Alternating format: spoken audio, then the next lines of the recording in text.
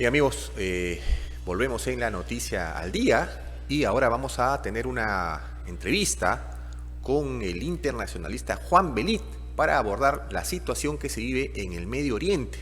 Recordemos que Estados Unidos está impulsando un acuerdo de paz que esperemos se concrete para terminar con el conflicto que lleva ya varios meses y años en el Medio Oriente entre Israel y bueno, los palestinos en la Franja de Gaza. Señor Belit, ¿cómo está? Buenos días. Buenos días, señor Rivera. Un gusto estar con usted. Este fin de semana ha sido fundamental para, digamos, dar un primer paso y alcanzar la paz en el Medio Oriente, ¿no? Se hablaba de un acuerdo, primero con Israel, de mediador está Trump, para cesar los ataques a la Franja de Gaza. ¿Cómo analiza usted esta situación en esta parte del mundo? Sí. Bueno, creo que irónicamente, estando cerca, porque fue el 7 de octubre del 23, cuando se dio la acción terrorista del grupo Hamas en tierras israelíes, y estando muy cerca de la fecha, se cumplirían exactamente 2 años de estos acontecimientos, se abre la posibilidad de un acuerdo de paz. Eso en principio. En segundo lugar, este acuerdo de paz, que es un plan de paz propuesto por el presidente Donald Trump, que tiene 21 puntos, ha sido considerado por muchos tratadistas y muchos analistas como un ultimátum disfrazado de plan de paz. Y digo ultimátum porque creo que esa visión la comparten muchas personas, porque el señor Trump ha manifestado que si no acepta jamás este plan de paz, se va a desatar el infierno. Pero creo que todos nosotros hemos visto que el infierno se ha desatado desde el inicio de las acciones militares de Israel, donde han muerto un aproximado de 68 a 70.000 palestinos en Gaza, que es lo que dicen las cifras oficiales, pero Médicos Sin Frontera manifiestan que tal vez serían hasta 100.000 o 150.000 los muertos con los respectivos heridos. El señor Donald Trump expresó que el último plazo para cumplir este plan de paz sería el domingo a las 6 de la tarde.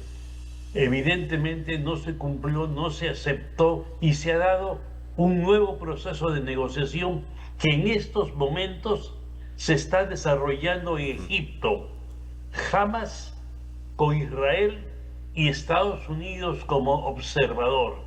Hay un detalle que es interesante rescatarlo, estimado Carlos, y es el hecho de que Benjamín Netanyahu, para su población, dijo que su equipo, dirigido por él, es el que había armado todos estos puntos, y que más aún era un juego diplomático que había hecho Israel para sacarle ventaja a su posición. Eso en principio. Y en segundo lugar, lo deslizó, digamos, civilinamente, que muchos de los puntos no se iban a cumplir. Como por ejemplo, no se iba a aceptar que Palestina sea un Estado. No se iban a retirar inmediatamente las tropas israelíes del territorio gazatí. Y en tercer lugar, que la construcción de la infraestructura, que ha sido casi demolida en un 90%, se iba a demorar mucho más de lo que se esperaba. Pero todo parece indicar que el señor Donald Trump se ha puesto en sus pies y se ha puesto muy duro, y ha manifestado que él es el que ha diseñado con su equipo los 21 puntos, Claro. y que no solamente Hamas tiene que aceptarlo, también Israel. Claro. Y parece que Israel está dispuesto a aceptar, y aceptar primero la suspensión de fuego, porque han seguido bombardeando aún cuando estaban en proceso de negociación los Hamas con los israelíes. Israel ha seguido bombardeando la población, ha tenido que aceptar que haya también un Estado palestino y ha tenido también que aceptar que otros estados sean observadores, especialmente los estados árabes. Ese es, como podríamos decir, Claro. un panorama que es el que se está dando actualmente. Ahora, recordemos que el tema de Medio Oriente fue una bandera que alzaba Trump durante su campaña electoral, ¿no? Él prácticamente decía que en 2 patadas podía resolver este conflicto. Sin embargo, todavía no se ha resuelto, pero digamos que pareciera que estamos cerca. Ahora, Así es. se demoró mucho, más de lo esperado de repente, ¿cree usted, en alcanzar este acuerdo? Bueno, es natural porque los acuerdos es muy difícil resolverlos en tan poco tiempo. El señor Trump, que tiene experiencia en resolver acuerdos de negocios para la compra de bienes raíces, tiene muy poca experiencia en solucionar problemas de tipo internacional. Y prueba de eso es que en su campaña él manifestó que las 2 guerras, que era tanto Ucrania con Rusia como la guerra de Gaza, podía resolver. El de Ucrania dijo en algunos días y el de la guerra de Gaza podía resolverlo en horas. Ciertamente estamos casi a 9 o 10 meses de haber asumido la presidencia el señor Donald Trump y ninguno de los 2 conflictos han sido resueltos. Ciertamente hay que acotar que está en proceso de resolución el problema de Gaza. Ojalá, creo que todos hacemos votos porque ha creado digamos, una brecha muy profunda en el mundo, la guerra de Gaza. Ha habido una división y una polarización de las poblaciones y hemos visto el levantamiento de las poblaciones en Europa apoyando a Palestina. Este es un tema que en una entrevista que le hicieron a Ehud Olmert, que fue primer ministro en los años 2007-2008 de Israel, ha manifestado un detalle y ha dicho: la brecha que ha creado Netanyahu en Israel es mucho más profunda de la que se ve desde lejos. Es decir, una vez que termine el conflicto, el señor Benjamín Netanyahu lleva sobre sus espaldas una carga muy fuerte, tanto política como penal. Claro, y este conflicto también fue usado también, es evidente, por Netanyahu para levantar un poco su imagen, porque se hablaba que estaba bastante venida menos en Israel. Este conflicto de alguna manera también le cayó a pelo a él para obtener beneficio. Sí, evidentemente, y muchos tratadistas, especialmente israelíes, dicen que Netanyahu alarga el conflicto porque él es consciente de que una vez que termine, la opinión pública se va a ir contra él. No solamente por el mal manejo del conflicto, porque ha aislado a Israel. Israel está hoy día aislado y en su aislamiento, como se sabe, también ha llevado a Estados Unidos, sino que Netanyahu, él personalmente, por una carga penal, por temas de corrupción, está también en una posición bastante difícil. Claro, usted mencionaba que Israel podría quedar aislado, se está quedando aislado luego de este conflicto, pero digamos que Netanyahu siempre se ha mostrado seguro por el respaldo que ha tenido Estados Unidos. Estados Unidos ha sido su principal socio y eso lo ha empoderado a él en este conflicto. Obvio. Mire, si Estados Unidos no hubiera estado detrás de Israel, Israel no hubiera cometido las matanzas, el genocidio que ha hecho en las tierras palestinas y en Gaza. Si Estados Unidos no hubiera estado detrás de Israel, Israel hubiera respetado esta flotilla con 50 barcos que llevaban ayuda médica, ayuda alimentaria, ayuda humanitaria a la población que está desfalleciendo, digamos, a ojos vistas del mundo. Lo ha hecho porque Estados Unidos estaba detrás de él. Estados Unidos, hasta usted recordará, señor Rivera, cometió, digamos, una falta no solamente punible, sino flagrante al derecho internacional en bombardear el territorio iraní, manifestando que ellos estaban afectando un laboratorio donde estaban construyendo artefacto nuclear. Esto había sido negado por la Central de Inteligencia Americana hacía apenas 3 o 4 meses en el mismo Congreso de Estados Unidos. Eso en principio. Y en segundo lugar, Irán no afectaba ningún interés norteamericano. Es decir, fue empujado al conflicto por el convencimiento y su capacidad de seducción, por utilizar un eufemismo que tuvo Benjamín Netanyahu con el presidente Donald Trump. Claro, hay que recalcar que, bueno, este conflicto, que lleva ya, se van a cumplir 2 años, se inicia luego de que unos terroristas de Hamas ingresan a una reunión, una fiesta, ¿no? A un festival en Israel, y terminan asesinando gente, secuestrando a muchas personas. Así es. Y la respuesta de Israel fue contundente y hasta algunos dicen desmedida. ¿Usted también considera que fue desmedido también la reacción? Absolutamente de acuerdo, fue desproporcionada, es decir, obvio y evidentemente fue una acción, digamos, terrorista la que cometió Hamas y mató exactamente 1.240 personas y se llevó a cerca de 200 rehenes.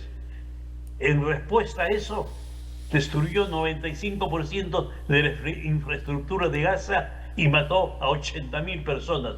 Dígame usted si tiene proporción eso. Obvio y evidentemente esta era el instante que estaba buscando Israel para justificar su actitud. Hay una, no le digo una corriente, sino hay unas investigaciones que han sido aceptadas por el señor Benjamín Netanyahu, que él durante muchísimo tiempo, le dio dinero al grupo terrorista Hamas, con la intención de que divida la opinión pública palestina. Esto ha sido aceptado por el señor Netanyahu y ha salido en todos los medios de comunicación, digamos, importantes del mundo, en el New York Times, en el Washington Post, y en Israel han salido en todos los medios de comunicación. Haaretz, este medio de comunicación que es un poco de centro izquierda en Israel, ha tenido informes muy extensos y muy profundos, y más aún entrevistas al señor Netanyahu, y Netanyahu acepta que él le dio dinero, pero él hace la salvedad, que es una salvedad muy personal. Dice, pero el dinero que yo le di, ellos no lo utilizaron en su acción terrorista del 7 de octubre. ¿Cómo lo va a saber él? Claro. ¿Cómo va a saber cuál es el dinero que se utilizó para dividir la opinión pública y cuál se utilizó para una acción terrorista? Claro. Entonces, digamos que nos da la impresión, Netanyahu, de que no tiene mucha bandera, digamos, ¿no? Está dispuesto a todo con tal de permanecer en el cargo. Y eso, y como usted mencionaba, ¿no? Está siendo bastante, para él queda muy desgastado como imagen política. Una vez que termine, Dios quiera, termine este conflicto, ¿cuál es el futuro de Netanyahu? Yo creo que el futuro de Netanyahu es muy oscuro. Y también el futuro de Israel creo que es muy oscuro. Porque el mundo, señor Rivera, ha visto en tiempo real la forma como Israel ha cometido un genocidio igual como los nazis lo cometieron con ellos. Es decir, esta metodología de utilizar el hambre como arma de guerra es exactamente igual. Y como quien se mira en un espejo biselado, lo mismo que usaron los nazis con el célebre gueto de Varsovia, donde los encerraron a los judíos y los hicieron físicamente morir de hambre. Aquí podemos decir, sin lugar a equivocarnos, que los judíos odiaron tanto a los nazis que terminaron pareciéndose a ellos. Claro, parece un espejo, usted mencionaba, ¿no? Así Hay es. un espejo ahí que te terminas viendo y recordando lo que ocurrió en el tiempo de esta zona nazi, y veíamos algunas imágenes mientras nosotros conversábamos sobre cómo queda la ciudad, ¿no? Gaza y usted mencionaba 95% de infraestructura destruida. Así es. Está todo destruido. Exacto. Esto da una muestra de que bombardeos casi diarios, uso de drones, digamos que Israel apuntó todas sus balas a esta zona, ¿no? Así es. Y al final, Netanyahu se ha resistido a aceptar el plan de paz que había propuesto Donald Trump y manifestaba que iba a continuar el bombardeo. Y todo parece indicar, al menos es lo que dice hoy día el New York Times, que Donald Trump ha tenido que presionarlo a Benjamín Netanyahu para que acepte, y le ha dicho, esta es la última oportunidad que tienes tú para salir al menos airoso de este conflicto. Y este ultimátum que le da de no cumplirlo, ¿qué le podía ocasionar a Israel? ¿Simplemente dejar de recibir ayuda de Estados Unidos? Yo supongo que además, se lo confieso personalmente, no creo que le suspenda la ayuda de Estados Unidos a Israel. El compromiso de Estados Unidos con Israel es muy fuerte y es muy profundo. Yo creo que no hay ningún país con el cual Estados Unidos esté tan comprometido como lo está con Israel. Hay un hecho que es insólito y pasó, digamos, medianamente desapercibido para la prensa, especialmente latinoamericana. En diciembre del año pasado, es decir, antes de asumir la presidencia el señor Donald Trump, el Partido Republicano en el Congreso hizo un juramento de lealtad al Estado de Israel. Eso es una cosa insólita. Es una cosa que si uno lo cuenta, si uno lo lee, no lo cree. No lo cree. Si uno lo cuenta, la gente que lo escucha tampoco lo cree. Claro. ¿Y por qué este compromiso tan cercano y pareciera vital entre Estados Unidos e Israel? Yo creo que especialmente se debe primero a la posición geoestratégica y geopolítica que tiene Israel. Israel es un enclave de Estados Unidos en el corazón del Medio Oriente, rodeado de una serie de estados, algunos de ellos absolutistas, muchos de ellos donde no se ejerce la democracia en toda su extensión. Hay que decirlo, en Israel hay un gobierno democrático, el gobierno también hay un balance de poderes, el poder judicial es muy fuerte en Israel, el legislativo es muy fuerte, los procesos electorales tienen una fuerte presencia.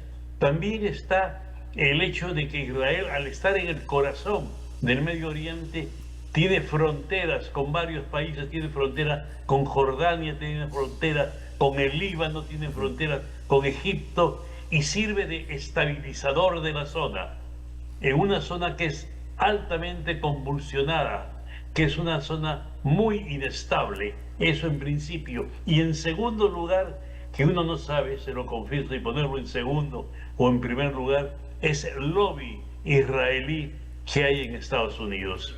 Es decir, cuando uno dice lobby, también le reitero, es un eufemismo, es el capital judío que hay en Estados Unidos, que son ciudadanos norteamericanos que invierten y sus inversiones son muy fuertes, muy poderosas, muy grandes en las comunicaciones, en el armamento, en la alimentación, etcétera, y eso le da un gran peso a Israel. Claro. Ciertamente también los judíos en Estados Unidos no renuncian a su condición de judíos. Ellos siguen siendo judíos a pesar de ser ciudadanos norteamericanos y ellos cultivan ese judaísmo, lo cultivan permanente y sistemáticamente. Claro, por lo que usted nos comenta, pareciera que esto está en primer plano, ¿no?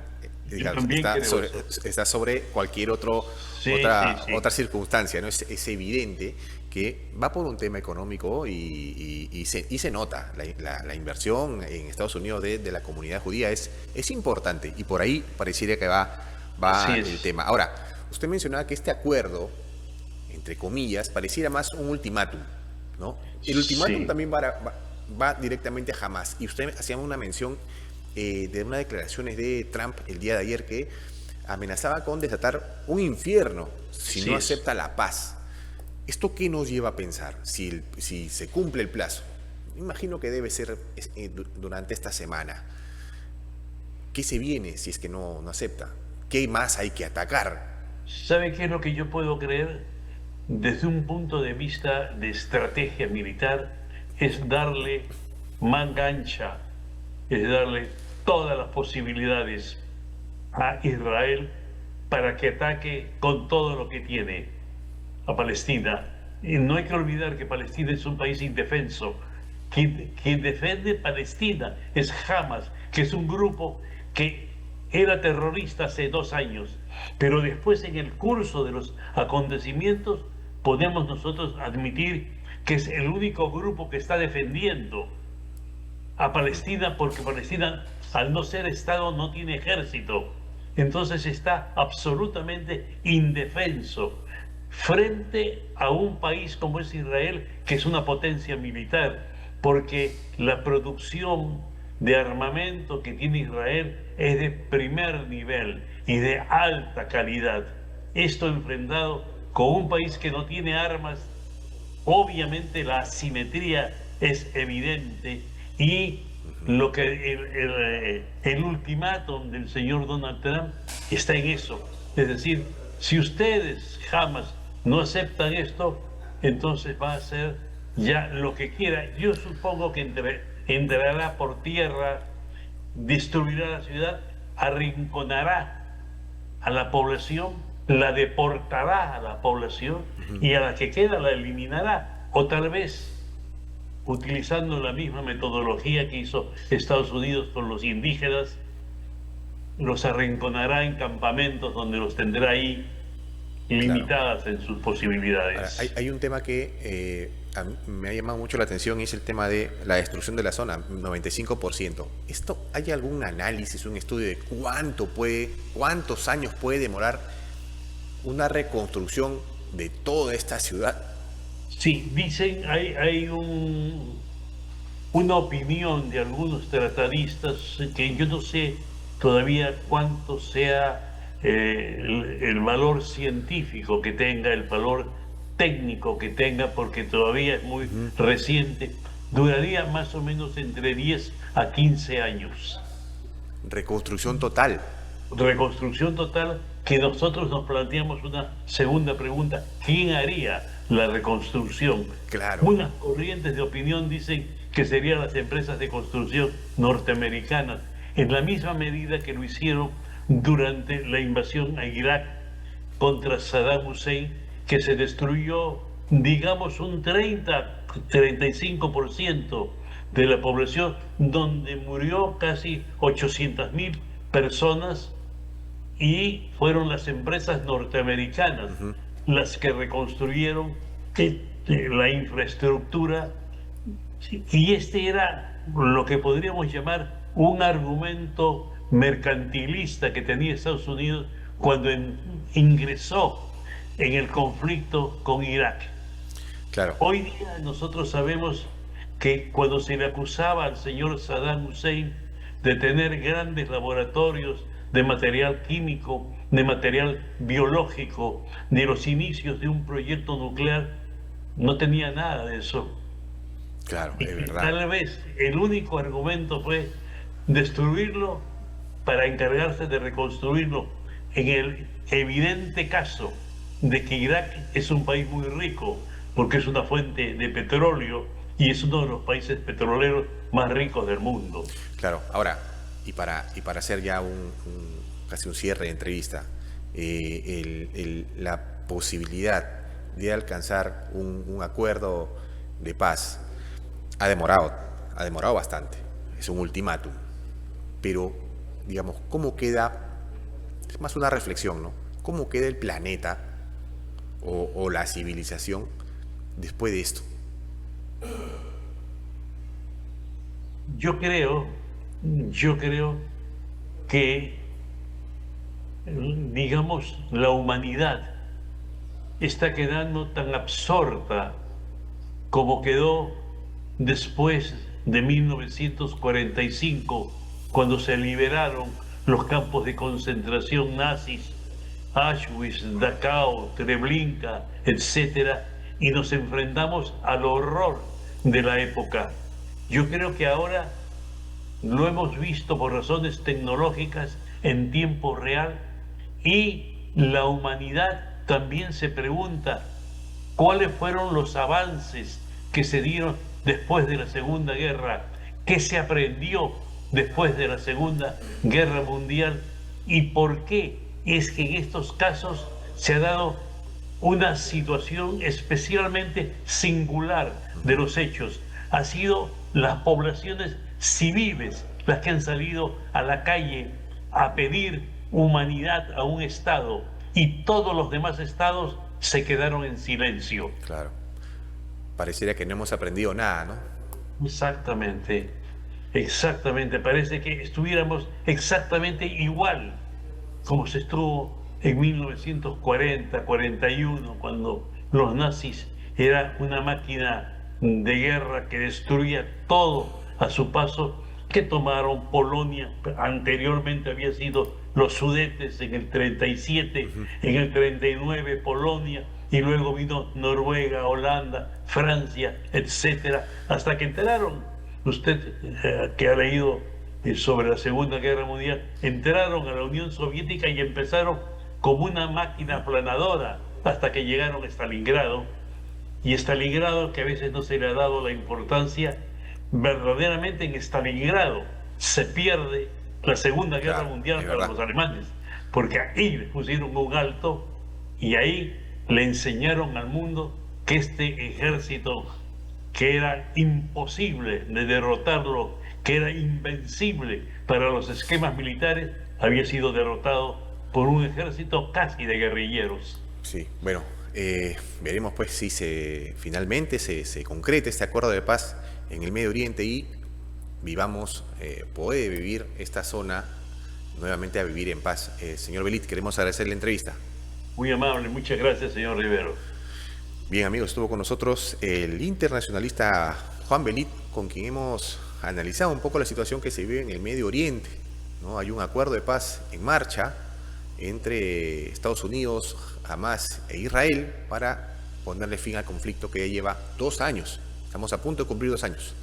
Vamos a una pequeña pausa y venimos con más en la Noticia al Día.